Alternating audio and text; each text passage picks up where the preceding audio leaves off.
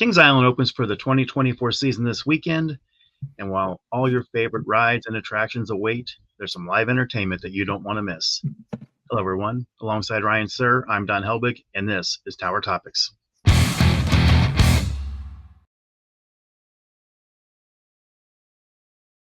Tower Topics is a podcast by Kings Island fans for Kings Island fans, because that's who we are and that's what we care about. Don, a rare Tower Topics with a guest. Why don't you introduce our guest today? Well, it's a special guest. A lot of Kings Island regulars will be familiar with her. And of course, I'm talking about Jessica from Hifi Honey. Jessica, welcome to the Tower Topics podcast. Thank you. My first ever podcast. I'm so excited. Yeah. Well, obviously a lot of us will recognize your face and your band from around the park. So how did you get your start in music, and how long have you been with Hifi Honey? Yeah, so music started when I was very, very little. I did community theater. I was always in choir in school, did musicals. And I didn't really have anyone musical in my family. So I think it just kind of like, I would see things on the TV. I would watch the Country Countdown with my dad every weekend. And it just kind of like, I don't know, I kind of like caught the music bug, and performing has just always been something that I've loved.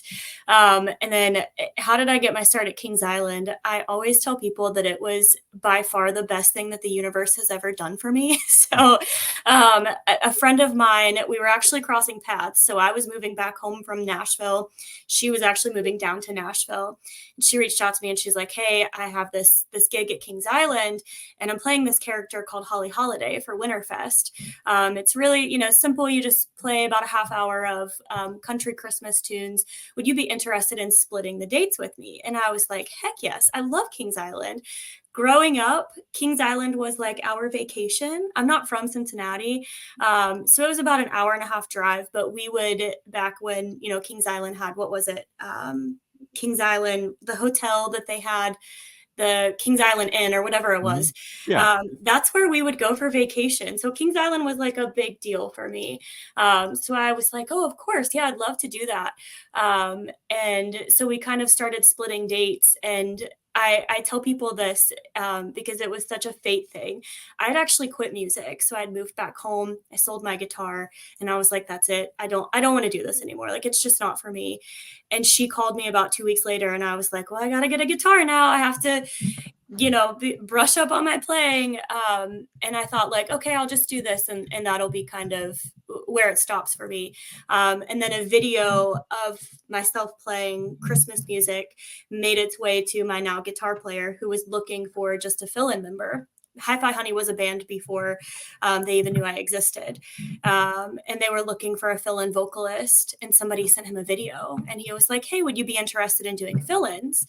And I said, fill-ins, that's not really my thing, but like, I'll give it a shot. And then it ended up totally being my thing. The other singer departed, and I kind of stepped in. And it's all because of Kings Island. It's all because they literally took a chance on somebody that they had never met before. And it was the best thing that the universe has ever done for me, because it led me to my band, which then led me to bringing my band into Kings Island. And now we have all these new friends, and it just really like brought music back to life for me. Let's talk about performing at Kings Island. You're going to be there during the spring, performing at the park. But how did the band Hifi Honey get connected with Kings Island? Yeah, so I was playing Winterfest, and I knew that they had kind of like a thing in the spring where they would bring in different bands. And I went to someone in entertainment and said, hey, I have a band if you'd ever be interested. And he very graciously said, of course, send me a video, I'll look and see what type of music you guys play. And I said, awesome, no pressure. We play all around the tri-state, would love to bring our music here. And by that time I had gained a pretty good following at Kings Island. So it was, mutually beneficial, but again, very graciously, he was like, yeah, send me your website, send me your videos, and we'll see what we can do. And it started out with just like 1 or 2 Saturdays. And then we really started to pick up a following, which has been the best thing in the world. Performing at Kings Island, it's got to be, exciting. How does the energy of the park, Compare that to like outside of the park. We actually did a live stream last night, and we had your number one fan, Nick Gaskins, on the show. And I actually asked him how it showed, and he said that since the sets and the songs are longer, when you play at like Miami Valley Gaming and stuff, it's higher energy. How, from your perspective, how does it compare performing inside Kings Island versus outside of Kings Island? There's no comparison. There's absolutely no comparison. There is, it's this special magic and energy that comes along with the second that the music starts, and I feel like the stage of the Fest House rumble. It's like it's there's no comparison. I mean, the people there are fantastic. The staff that we work with are incredible. I just feel so lucky, and I think it brings a whole different magic. And my bass player did a podcast a couple years ago, and this was, we had just started performing at Kings Island, and the person hosting that podcast asked him, "Where's your favorite place to perform?" And he said Kings Island, and we all kind of agree that it's kind of our favorite place. We bring a different energy. We do a medley of popular songs. We do two different medleys, a rock and a country, and then kind of like a pop dance medley. And we work really hard on those. It's kind of like a year-long project whenever we know that we're going to be back. So it's just a different energy. So let's talk about performing at Kings Island. So what can the guests expect when they see Hifi Honey performing there, this weekend during the spring? How many like different sets you're going to have each day, those kind of things. Yes, we have two different medleys. We have a country rock, and then we have a pop dance medley. And they can expect all new songs, which is a lot of fun. We've had a lot of fun really kind of culminating the medleys that we're doing this year. We've had a chance to now kind of learn what people like there, right? Learn what works best, learn what people want to hear, learn what gets people, excited to keep coming back. So we'll do two different sets, and we'll rotate the two different styles. Well, that's really interesting. Yeah, it's kind of cool that you play at a place, and often bands tour and travel and stuff, and they have no idea, but you get to kind of repeat. You play every weekend for the early season and the late season, and you get to learn, what works and what doesn't. So, as a band, what are some of the unique challenges or opportunities when performing at an amusement park compared to other venues? So I wouldn't say there's really any challenges. I think that we've been really lucky. We always have a great staff that we work with. They're the people that work at Kings Island. They truly care about, giving you every opportunity to do the best that you can. But the opportunities are endless. We've been lucky enough to get, some shows from Kings Island, big corporate events or weddings, even some corporate events within the park. So I think it opens up a different level of opportunities that other places just can't. And it also kind of taught me that, when we first started as a band and when the guys were playing in a band with a different singer, they were doing a lot of bar shows, late night shows. And it really kind of showed me that this is more the avenue that I want to go in, really doing these corporate events, theme park events. That's kind of my bread and butter. So Jessica, when you're performing at Kings Island, versus, being at a different venue around town, and that, how does the band tailor performances to kind of cater to those different audiences?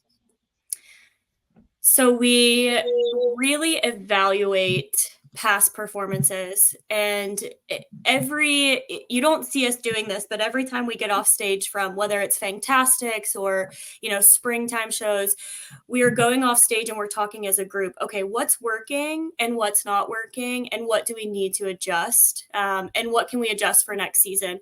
And we really make very intricate notes. And that way, when we're building the new medleys or performances coming up, we can go back and say, okay, we have very specific notes that these songs didn't work, or we have very specific notes of people that, want to hear maybe more Taylor Swift or more rock.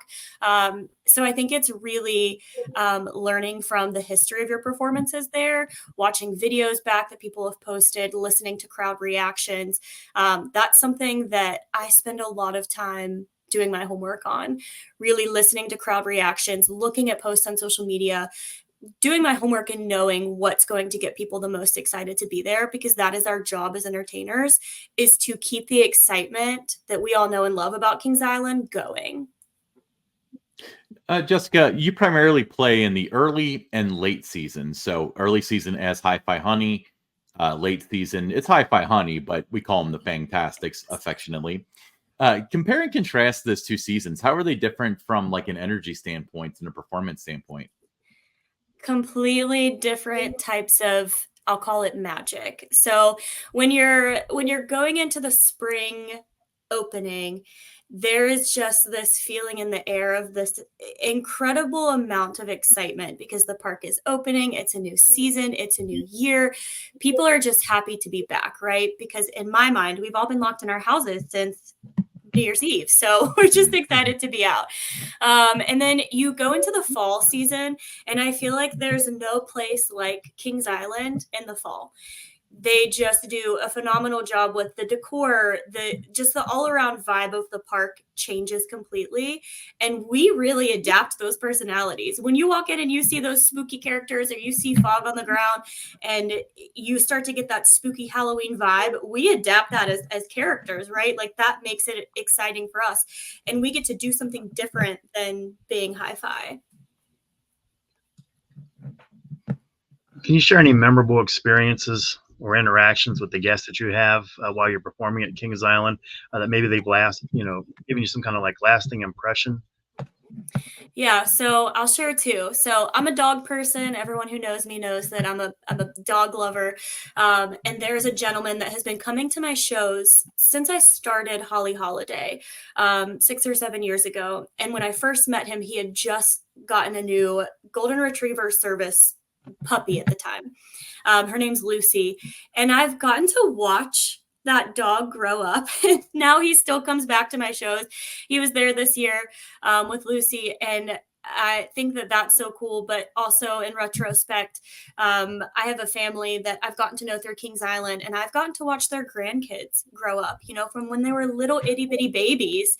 And now they're, grown kids going into like middle school. Those to me are like when you realize that you're a part of something that you've gotten to be a part of for so many years, you kind of feel like a special type of connection with people. Yeah, absolutely. What do you guys do? What are some of the shows that you do outside of Kings Island? Yeah, so we perform mostly at corporate events, festivals, a lot of private parties, a lot of weddings, which is great. And then we also we have a tribute band called Carried Away. It's a Carrie Underwood tribute. And then we also, you guys will be the first to know, but we are starting a Taylor Swift tribute band, which I'm sure will be no surprise to anybody who knows me. I'm a big Swiftie. So we have a couple of different projects that we work on. That should be pretty popular, being the Taylor Swift tribute band. It is. It is. So for aspiring musicians, what advice would you give them about securing and preparing for performances at venues like Kings Island? Do your homework. Do your homework and be confident. And I actually was just chatting with somebody who is going to go through auditions for Kings Island, I believe for the fall. And one thing that I told him, he actually just graduated college, and he asked me, what advice do you have? And I said, be confident and do your homework. Go to the shows, watch those performers. Their performers at Kings Island are top notch. Not only are they top notch, but I cannot say enough about the good people that they hire.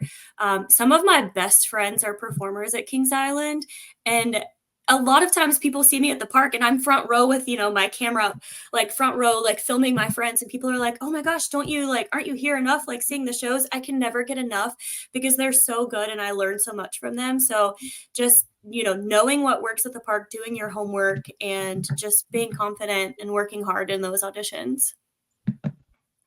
Yeah. So, circling back to one of the things you're really known for is the Fangtastics, and I pulled up this is the best photo I could get on an instant. But so the costumes and stuff, is that something you guys came up with, or is that a Kings Island thing? That is the fully Kings Island. I believe they're Cedar Fair. I'm not sure if they're corporate costumes or not, but that is 100% Kings Island, and I love them. I every year, I'm telling you, that is the best part of my year when I get that bag with my costume in it, and it's the same costume, it hasn't changed. But I love it. The guys love it. It's something that we don't get to do ever, obviously, as Hi-Fi Honey, but it's just the guys have adapted those characters. It's the best. It's the best part of our year. Let's talk about the fans of the show that you've developed at Kings Island. When you go out and perform at other venues around town, do you see a lot of the people that you see at Kings Island now showing up at Yes. these other venues to support you? Yeah, yeah, which is really nice. And I'll tell you, one of my best memories. Right after COVID had hit, everything had shut down for a certain amount of time, and we had played our first show out in public, and it was an outdoor show. And I pulled up to the show, and I was getting ready behind the stage, and I walked out on stage, and there was a whole section of just Kings Island folks that had come to our first public show. And I mean, there were maybe 25 to 30 of them, which doesn't sound like a lot, but when you haven't played a public show in over a year and that's the first thing that you see, I mean, I almost couldn't keep it together. Like, those people drove hours to be there. And it just goes to show that, like, we care about what we do at the park, and we're so grateful for the opportunities and just the people that we're meeting along the way. They are the reason that we keep doing this. Now, you mentioned that you go to the park, you watch the shows yourself. Are you a regular visitor? Would Yes. people? So, do you enjoy the rides and stuff like that? Yes. Yes. I am a what's the highest pass that you can get? My husband Pres- takes care of all of this. Prestige. Prestige. I am a prestige pass holder, and I will be until the day I die. I like the VIP lounge. I like the parking. It's so worth it for me. I have a meal plan. We spend a lot of time at the park when I have free time, obviously. But I love it. My favorite ride is the Beast. I could ride it 20 times and still not be enough. Um, I love it. I love the atmosphere. I know a lot of people that work there from obviously being there for so long. So it's just, and I mentioned growing up, Kings Island was kind of a treat.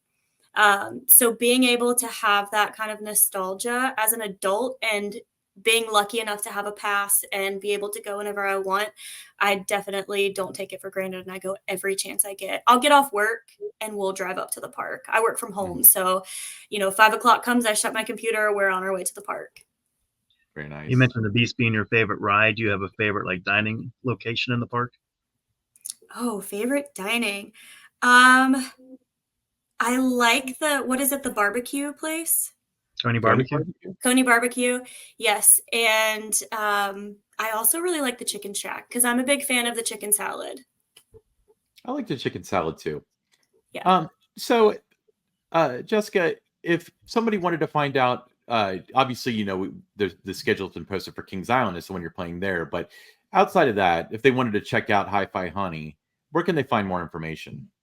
Yeah, we have a website, hifihoney.com. All of our socials are just Hi-Fi Honey. We do have a TikTok as well. So I post as much as I can on social. And then my guitar player, Jim, he takes care of everything on our website, which you see here. So. Now, Jessica, you've performed at different locations around the park. There's the bandstand during the fall when you're the Fangtastics. You have the stage outside of the Fest House. You perform in the Fest House. Where's your favorite location at Kings Island to perform? Definitely the bandstand. And I'll tell you my favorite performance ever during the 50th anniversary. We were lucky enough to perform in rotation with another local band, which in my mind, like blew me away that they wanted to include us in that. I was completely honored, but the bandstand on the night of the 50th anniversary celebration, I will never forget that. I will never forget that feeling. I will never forget that show, the people, the excitement. It's going to hold a place in my memory forever. Very cool. What was your favorite show that you've seen at Kings Island in recent memory? Oh my gosh, my favorite. I can't pick one. I have friends in all of them. I can't pick one. But Yeah. I really, I did enjoy, I enjoyed Phantom. The Mm. guy that played the Phantom is a good friend of mine and so talented. So that's probably one of my favorites, but I gotta go with, I love Tinkers. There's just something about Mm. Tinkers Toy Factory that it's definitely one of my favorites. But I have friends in just about every show, so I try to split my time and see them equally. Now you do perform at Winterfest. Talk Yes. about that a little bit, what it's like during that time of the year for you.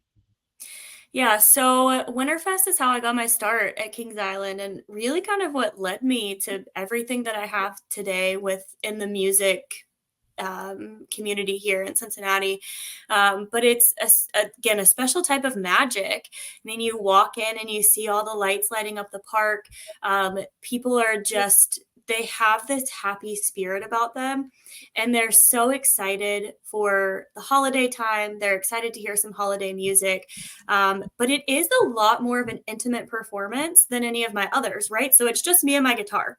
It's me and my guitar on a stool playing some Christmas music, and it's really kind of that chance for me to get up close and personal with fans that maybe or visitors that maybe I don't get to see as often when I'm in the fest house or on the bandstand. So it's really nice. It's a very small area, but it gets packed in there, and it's that's a special time of year. Yeah, I don't know if it was you or if it was your evil twin of Holly Holiday that was doing this, but one of you guys, and this was a couple years ago. I remember on a really cold night putting their hands up to the warmers before playing. Like, was that ever a factor? Because I mean, I play guitar. I've never tried to play outdoors in the winter, but and that's an indoor kind of heated thing, but it's very makeshift. So sometimes when it's cold, it's cold. How do you deal with that? Yeah, so it was probably either one of us. So I definitely do that on my breaks. I would have my hands up top. But honestly, you kind of just get conditioned to it.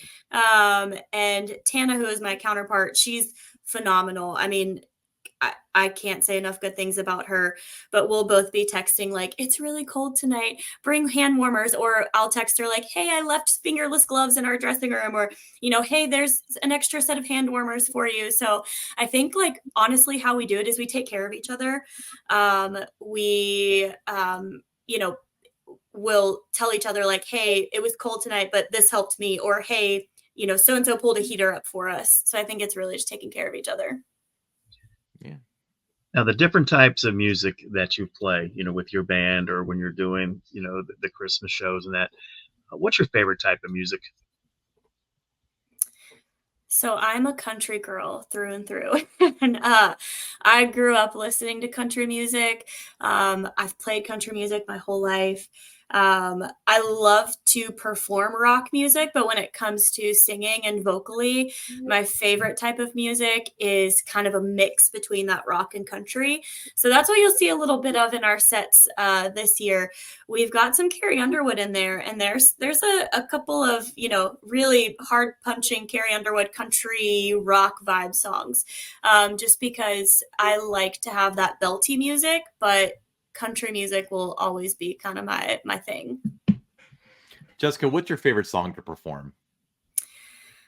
Ooh, Not even necessarily one that you performed at Kings Island. I would say overall, what's the song that you always wish you have on the set list, whether you get to or not? Sweet Child of Mine. Nice. Yeah. So, and there's a special meaning behind that. So one, I have a really good guitar player. Like, there is no doubt that he could play. I could throw anything at him and he could play it. And he kills that song. He came from an 80s rock band before Hi-Fi. But Sweet Child of Mine was a special song with my dad and I. It was actually my dad's ringtone. And it brings back a lot of good memories. And it's actually a song that my dad and I used to listen to on the way to Kings Island, which is, it's so nostalgic, right? Because my dad taught me my love for roller coasters. And I have no doubt in my mind that, and unfortunately he passed away before he was able to come and see my band at Kings Island. But I have no doubt in my mind that if he were to be at a show, that he would be like, oh my gosh, I can't believe she's singing this song at Kings Island. Like, that's crazy. Like, he taught me my love for that song. So It's almost like you're paying tribute to him when you do perform it, though, isn't it? It's almost like yeah, he's there with you, isn't it? absolutely. Absolutely. Yeah, that song was a song that back to my hockey days when I was working for the Cincinnati Cyclones in the early 1990s, one of the warm-up songs they would always play when they would come out onto the ice. So every time you would sing that song, it would take me back to where my PR career really got started with the Cincinnati Cyclones. So there's always, like you said, their songs always bring back some kind of memory of something. Yeah. And I was on a work trip recently, and there was we were in another country, and there was an acoustic guitar player. And he had asked, like, oh, someone at my table was like, oh, she sings. And he said, oh, well, can you play something? And I said, yeah, I can play Sweet Child of Mine. I can play it acoustic. And he was kind of like, what? You play rock? Like, that's crazy. So I kind of take it with me wherever I go. Yeah. And it's just a nostalgic song, and it brings such good memories. And I've never had a guitar player that could play it in a band. So when I met Jim and we put that on the set list, he's phenomenal. Yeah, that's awesome. Well, Jessica, if you have any final thoughts or words of advice, or anything else, what do you want to throw out there to all your fans at Kings Island and outside of Kings Island? I'm just so happy to be back. I'm so excited. Kings Island is our favorite place. My guys love it just as much as I do. And it's going to be a great season, a great year. And yeah, we just hope to see everybody out, and please come say hello. That's the one thing that people always think, like, they always tell me, like, oh, I saw you at Kings Island, but I didn't want to bother you. I didn't want to come say hello. Please do. I love photos. I love hugs. So please come say hello. I will talk your ear off, but come say hello. Absolutely. And for those of you who are listening on the audio cast, what you don't notice is that Jessica is wearing a Coaster Stock shirt. Yes. Because you were a part of Coaster Stock last year.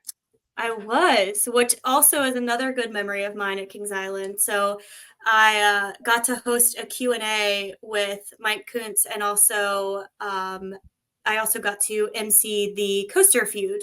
Am I saying that right, Don? Coaster Feud? You are saying that right, correct. Yeah, Coaster Feud game. So I learned some new things about Kings Island, and then also got to host my first Q&A, which was such an honor. Awesome. Well, Jessica, we know we'll see you at the park here as of this recording in a couple days. So check out Hifi Honey. You guys are all over the place. You're all over the park in the early season and in the late season. And when you're not at the park, you're at Miami Valley Gaming. Drop a couple venues. I know that Miami Valley Gaming comes to mind. Yeah. Where else do you perform regularly? Miami Valley Gaming. We've got Hollywood Casino. We play a couple of the different Hollywood casinos. And we've got some other concert announcements coming up. I don't know if I can drop those venue names, but they are local to Cincinnati. So just keep an eye on our website and on our Facebook page. And as soon as the venue gives us the okay to announce, we'll put those up. Perfect. And your website one last time? HifiHoney.com. Awesome. Thank you, Jess, so much for being on the show. Thank you guys so much for having me on my first podcast. This was so fun. You did great. You could do this professionally. You're in the wrong business. Oh, thank you. You know what? My band always tries to get me. Like I said, I've been asked to do a couple, and I'm like, no way. I don't want to do a podcast. Are you kidding me? Nobody cares about what I have to say. Now I'm like, man, this was fun. That's why we do it. Well, we look forward to seeing you this weekend. Thank you. Have a good day. You too. Well, thanks to Jessica for being on the show. But let's move on to the listener question. The listener question this week is from Sharon B. She said, Don, I really enjoy reading your blog articles, especially the ones about Kings Island. The article on the Beast Tunnels was particularly fascinating. I'm curious, do you collaborate with Kings Island on these articles? Do they request specific topics to promote? Or are you free to write about whatever interests you most? Don, well, who's pulling the strings? First, Sharon, thanks for reading the blog. themeparksbydon.com is where you can find these articles. No, there's no collaboration whatsoever with Kings Island. It's whatever comes to mind for me, what I feel like writing that particular time. I really like the history articles with Kings Island. I grew up with the park. Been around it with it since 1972. So a lot of the historical stories are things that I'm really passionate about. I know there's a lot of Kings Island fans that are passionate and interested in the history, so I'm kind of drawn to that. But in terms of collaboration or anything like that, no, there's nothing that they ever reach out and say, "Hey, we're doing this event," or we got this new attraction opening. There's nothing like that where they ever kind of ask if I can write something about it. Yeah, well, and that's obviously kind of a double-edged sword in some cases, because there are certain advantages, obviously, to access or information or whatever. But at the same time, you don't feel obligated with Kings Island or Dollywood or Kennywood or any of the other parks you write about to necessarily be glowing. You can be honest. You can be an actual journalist. Yeah, I mean that's the thing about it is, and what I really enjoy about doing theme parks by Dawn is there's so much going on in the industry, and I can kind of pick and choose what I want to write about. Uh, the parks that I frequent the most are the ones that I tend to write about the most because I'm there to experience what they have to offer in the different events. I've been to Dollywood a couple of times already this year, the opening weekend. So there's been some articles about that. I wrote about their kids area, 6 reasons why I thought Dollywood has the best kids area in the world. They won the golden ticket 4 consecutive years. So those are the kind of things that experiencing it, seeing it, it's easy to write about those kind of things. Holiday World, big fan of Holiday World. So, you're going to see a lot of articles about that park this year, especially with, Good Gravy opening up. I'll be writing about that after I get to experience it for the first time. Kennywood, big Kennywood fan. I'll be there a lot this summer. Six Flags parks, got a Six Flags season pass. So you'll see me writing about those. But, Kings Island is home. And, I'm going to be getting the Kings Island season pass and I'll be there. And, just like I said, growing up with it, there's just so much about it. I have that institutional knowledge, that I had from, both being a season pass holder for 26 years and working there for 17 years. And then, now doing what you and I are doing with, the Tower Topics podcast. So there's a lot to write about, a lot of different, there's always a story, any day, that I'd walk around the park, I could find a story to write about. So if you're a Kings Island fan, start, following the blog. You can subscribe to it, and there'll be a lot of Kings Island content that you're going to see over the next few months. Awesome. Cool. Well, hey, thank you so much for the question, and thanks for answering our question, Don. Hey, I'm Ryan Sir, along with Don Helbig, and this is Tower Topics.